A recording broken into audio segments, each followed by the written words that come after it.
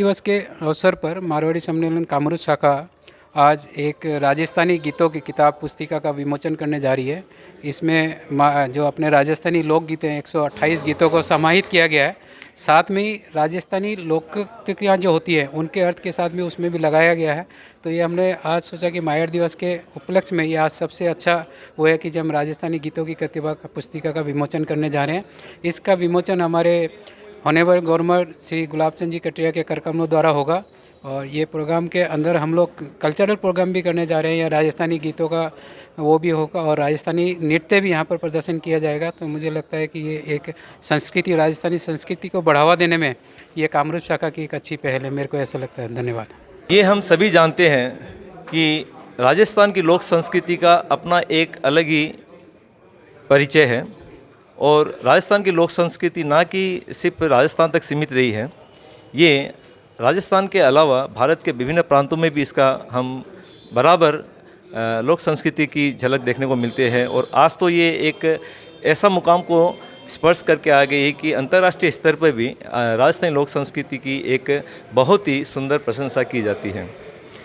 राजस्थानी लोक संस्कृति की अगर बात करें तो हम लोग ये चीज़ ध्यान में रखना पड़ेगा कि ये हमारे जो लोकगीत है ये सदियों से गाते आ जा रहे हैं, जिसमें हमारी जो विभिन्न त्यौहार होते हैं, होली ले लीजिए या गणगौर ले लीजिए या फिर तीज ले लीजिए या अन्य कोई भी त्यौहार हो, शादी ब्याह में हो, तो सभी में हमारे राजस्थानी लोकगीत के द्वारा उन त्योहारों का मनाया जाता है। हमने कुछ सालों से देखा है कि राजस्थानी के जो लोकगीत है, विशेष कर आप होली के ले लीजिए या अन्य कोई त्योहारों के गीत ले लीजिए, एक उसका संकलन नहीं है कहीं।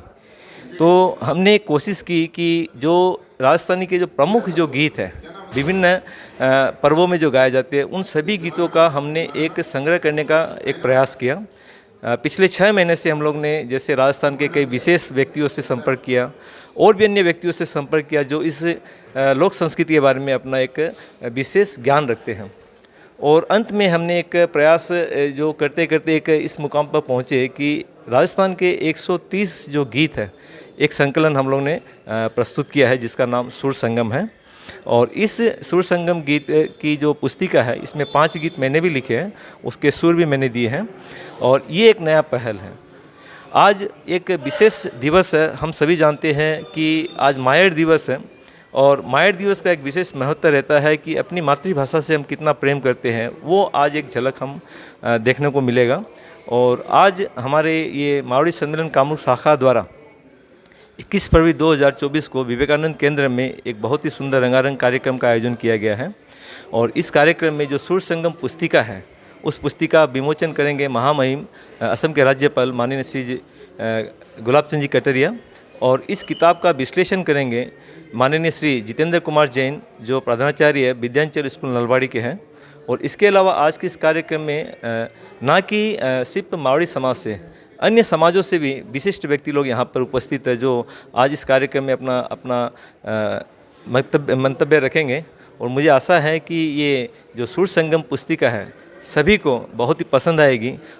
मारवाड़ी सम्मेलन महिला शाखा की अध्यक्ष बोल रही हूँ। आज बड़ी खुशी हो रही है कि मारवाड़ी सम्मेलन कामरूप शाखा ने आज सुर संगम लोकगीतों के ऊपर आज एक पुस्तक का विमोचन करने जा रहे हैं। मैं बता दूं, धरती दोहरारी, वो दोहरा वाली धरती में राजस्थान गीतों का एक अलग ही महत्व होता है। उन गीतों में पूरा श्रृंगार रस, हम हर औरत के बारे में बहुत सुंदर रूप से वर्णन किया जाता है।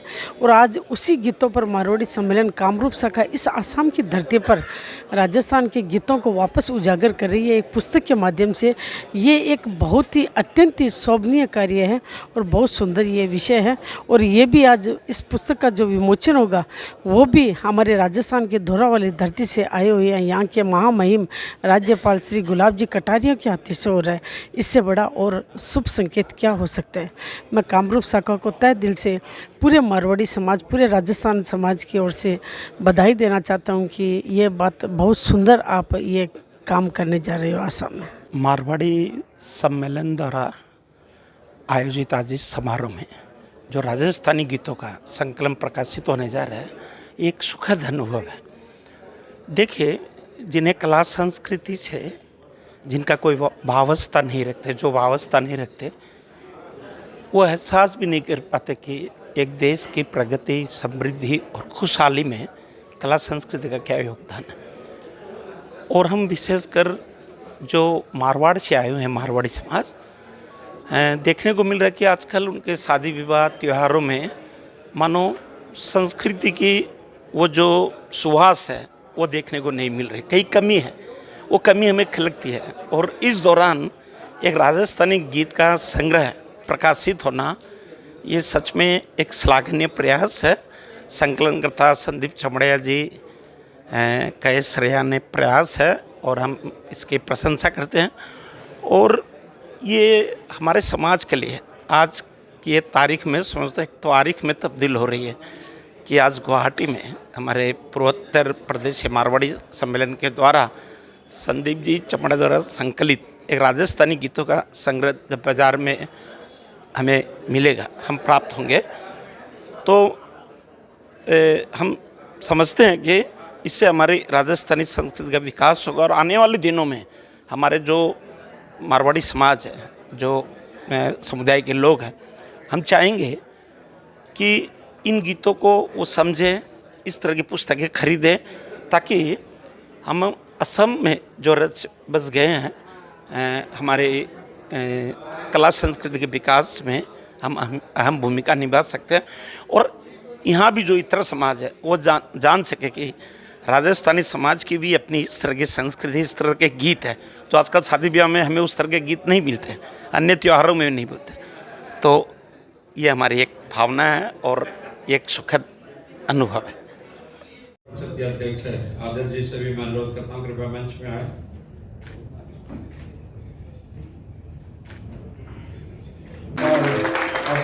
गुलाब संगीत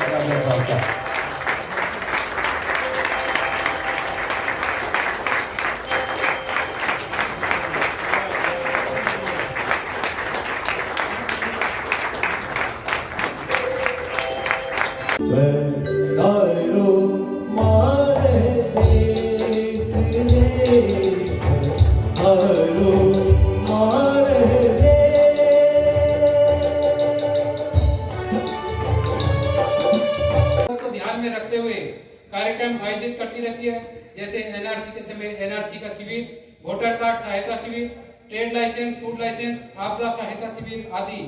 इसके अलावा हास्य एवं देशभक्ति कवि सम्मेलन का आयोजन भी कामरूप शाखा करती रहती है।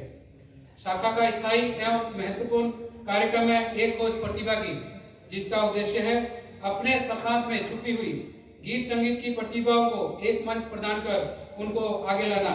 इस कार्यक्रम का आयोजन हम 2 बार कर चुके हैं तथा इसका 3य संस्करण 2024 में आयोजित किया जाएगा, जिसमें पूर्वोत्तर में स्थित मारवाड़ी सम्मेलन की समस्त शाखाएं भाग लेंगी, जिससे पूर्वोत्तर की सुदूर जगह में छुपी हुई प्रतिभा को हम आगे ला सके। कामरूप शाखा अपने शुरुआत के समय से ही साहित्य और संस्कृति क्षेत्र में कुछ न कुछ कार्य करती आ रही है। हाँ, हम सीधे रूप से तो इस क्षेत्र में कोई योगदान नहीं दे पाए हैं, अप्रत्यक्ष रूप से हम हरदम कोशिश कर रहे हैं कि हम कुछ कर सकें। इसका उदाहरण है हमारे होली गीतों की पुस्तिका का प्रकाशन, विवाह नेत्र की पुस्तिका का प्रकाशन। हाल में ही हमने राजस्थानी गीतों की 2 दिवसीय कार्यशाला का आयोजन आईटी सेंटर में किया था। इस कड़ी में आज हम राजस्थानी लोकगीतों की पुस्तिका का विमोचन करने जा रहे हैं। आप सभी को सूचित करते हुए हर्ष हो रहा है कि विवाह के समय विभिन्न मांगलिक कार्यक्रम के दौरान गाने वाले गीतों की पुस्तिका प्रकाशन का काम भी निरंतर जारी है और आशा ही नहीं, पूर्ण रूप से विश्वास है वो पुस्तिका का विमोचन भी हम बहुत जल्दी करेंगे। हमारी सदैव ये कोशिश रहेगी किसी न किसी माध्यम से हम इस क्षेत्र में अपने आप को जोड़कर रख सकें। इसी उद्देश्य के साथ हमारी शाखा में भी साहित्य में रुचि रखने वाले बहुत सदस्य हैं और हमारी कोशिश है कि समाज के और भी साहित्य और संस्कृति में रुचि रखने वाले लोगों को शाखा से जोड़ सकें। इसी कड़ी में हमने श्री संदीप चमड़िया को अपनी शाखा से जोड़ा, जो कि साहित्य और संस्कृति से पूरी तरह से जुड़े हैं, और इसका फल आज हम सभी को इसी राजस्थानी लोकगीतों की पुस्तिका के रूप में मिल रहा है।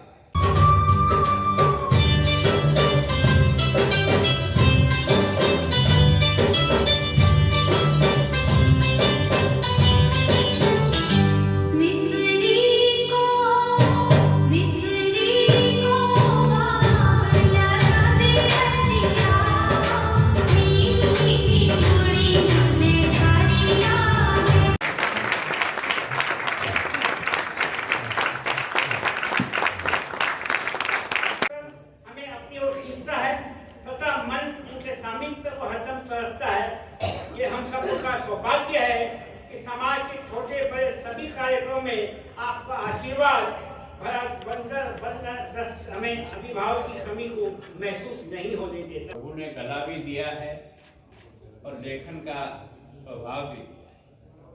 और मैं सोचता हूँ इस सुर संगम के द्वारा जो उन्होंने कलेक्शन किया है वो हमारे मायड़ भाषा के दिन पर हमें अपने अतीत से जोड़ने का काम कर रहा है।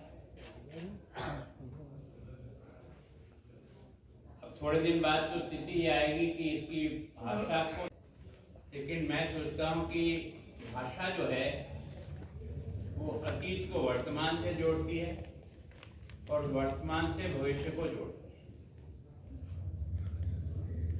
भाषा से ही साहित्य की रचना होती है और साहित्य ही पीढ़ियों दर पीढ़ियों में पढ़ा जाता है।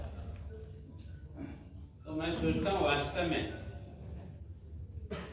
इस मायड़ भाषा का देश में नहीं दुनिया में कमाल है। ये जो भी आपने कहा ना वो केसरिया बालम, इसकी रचना मेरे यहाँ के गीत गाने वाली मामू दीन वो उसी गीत पर मिला उनको धरती थोड़ा नहीं, मतलब उसकी रचना के आधार पर उनको सारे देश ने माना कि वास्तव में उन्होंने शब्दों के द्वारा अपने राजस्थान का जो वर्णन किया है उसमें उन्होंने पूरा राजस्थान का इतिहास समेट कर रख दिया।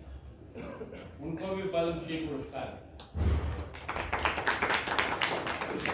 इसका मतलब यह है कि हमारी मायड़ भाषा में और हमारे अतीत में बहुत दम है और आज भी देश और दुनिया अगर हमारा सम्मान करती है तो इस महापुरुषों की लड़ी के कारण से करती है। मैं सोचता हूँ कि दीप्ति ने जिस तरह से इस संग्रह को किया है, वास्तव में जब अपन बच्ची की विदाई करते हैं और जब विदाई का गीत अपनी माँ बहनें गाती है तो सारा माहौल गनमन बन जाता है, अच्छे अच्छे का दिल पिघल जाता है।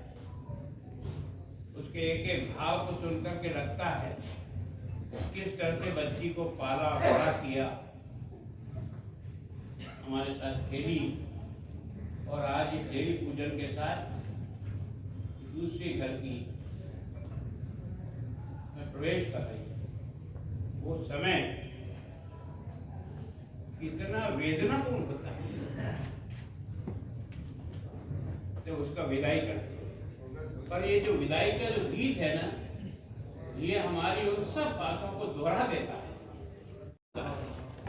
केवल नाच गाने के लिए नहीं होता, उसके हर शब्द में कोई न कोई अर्थ छिपा होता। और इसलिए वास्तव में आज ये मायड़ भाषा के दिन पर आपने यह जो आयोजन किया, उन बच्चियों ने जिस प्रकार का नृत्य पेश किया, जिस भाव से किया, उससे लगता है वास्तव में हमारी संस्कृति कितनी महान है। मैं आप लोगों का बहुत ही एक तरह से विचार करता हूं तो कई बार मन में होता है कि आपके पुरखों को किस तरह से धन्यवाद दें। कोई शब्द नहीं। 200 वर्ष पहले यहाँ आना, जिसकी भाषा नहीं आती, जिसका खान पान नहीं पता, जाना कहाँ ये पता नहीं, रहना कहाँ ये पता नहीं, और यहाँ आकर के अपनों को स्थापित करना, और स्थापित भी नहीं करना तो जैसे दूध में शक्कर मिलता है ना, उस तरह से यहाँ के समाज के साथ अपना ये हमारी विशेषता है। हम जहाँ जाते हैं, जहाँ अपना कर्म क्षेत्र बनाते हैं, वहाँ के लोगों के सुख दुख के साथ भी जुड़ जाते हैं। उनके जीवन को अपना जीवन बना करके उनके अनुसार रहना, लेकिन अपने अतीत को भी नहीं भूलते हैं। और ये जो विभिन्न कार्यक्रम दिनेश जी आप लोग करते हो ना, आपको उस धरती से जोड़े रखने का एक प्रयत्न है, जिसके गौरव के कारण से आप और हमारा देश और दुनिया में सम्मान होता है। राजस्थानी लोग दुनिया के किसी भी स्थान पे जाते हैं तो हमारे अतीत को और हमारे इतिहास को सुनकर के लोग हमारे चरण पकड़ने का प्रयास करते हैं कि ये वो राजस्थान से आया है जहाँ प्रताप हुआ, ये उस धरती से आया है जहाँ पन्ना धाय पैदा हुआ। कल्पना भी नहीं कर सकते, लोगों को ढूंढने से भी उदाहरण नहीं मिल सकते कि उदय सिंह की रक्षा के लिए पन्ना ने मिलिट्री के लिए भी मटकी फोड़ करके उसमें पानी भर के चीते में मारते थे और रण सवेरे शाम करके और नया पानी भरते। अब वो चोर तो एक ही मारती थी। कोई कहते हैं आप किसी की मां ने दूध पिया तो एक डब्बा लगा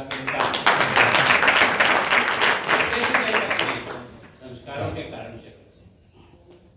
तो ये जो संस्कारों की जो दौलत है ना, इसको अपने बच्चों को कैसे जाए, इसके लिए भी प्रयत्न करना चाहिए। अभी जो गौशाला में जिस तरह से कथा हुई थी, मैं सोचता हूँ ऐसे धार्मिक कार्यक्रम भी किसी अच्छे व्यक्ति हो, चाहे किसी भी समाज का हो, किसी भी वर्ग का हो, उसके कोई अच्छे प्रवचन भी अपने कार्यक्रमों के साथ वर्ष में 1-2 बार जोड़ना चाहिए, ताकि उसके कारण से व्यक्ति में ऊर्जा पैदा होगी, कुछ सोचने के लिए मजबूर होगा। और ये जो किताबें हैं, ये किताबें एक तरह से खाली किताबें नहीं हैं, इसमें बहुत रहस्य भरा है।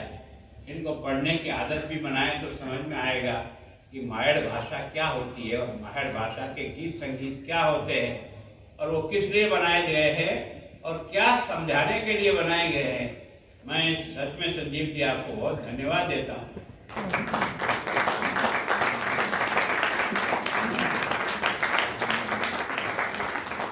असम की धरती पर मारवाड़ी समाज का ये कार्यक्रम राजस्थानी कार्यक्रम के रूप में आज किया गया, वास्तव में काबिले तारीफ़ है। असम यूँ भी एक लोक संस्कृति और गीतों का शहर है, देश है, जहाँ बिहू गीत गाया जाता है, तो यहाँ पर राजस्थान का ढोला मरवन गीत भी गाया जाता है। आज मारवाड़ी सम्मेलन गुवाहाटी कामरूप शाखा ने एक पुस्तक का विमोचन किया और पुस्तक का नाम है सुर संगम, राजस्थानी गीतों का संग्रह, जो कि काम राजस्थान में होना था और ये काम आज असम में हो रहा है, एक बहुत बड़ी बात है।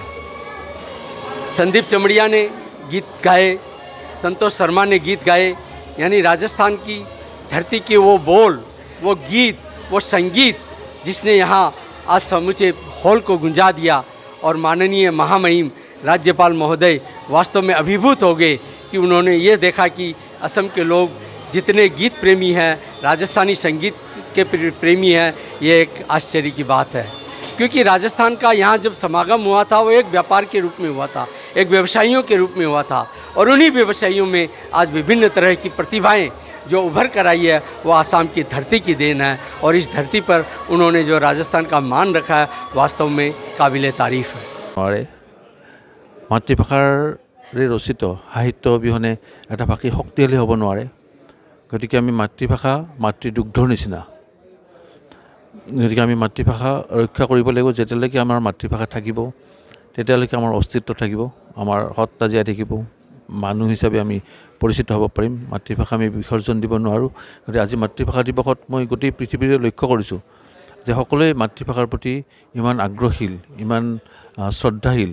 গতিকে মাতৃভাষাৰ প্ৰতি ইজনে সিজনৰ মাতৃভাষাৰ প্ৰতিও দায়বদ্ধতা আছে। মই মোৰ মাতৃভাষাক ভাল পাওঁ, মানে আনৰ মাতৃভাষাক বেয়া পোৱাৰ কথাই নাহে। আনৰ মাতৃভাষাকো মই শ্ৰদ্ধা কৰিব লাগিব। গতিকে ভাষাৰ প্ৰতি ভাষাৰ শ্ৰদ্ধা এইটো থাকিব লাগিব। গতিকে মই আজি এই অনুষ্ঠানত আহিছোঁ, মাতৃভাষাক ভাল পাওঁ, এই অনুষ্ঠানকো ভাল পাওঁ, এই ভাষাকো ভাল পাওঁ।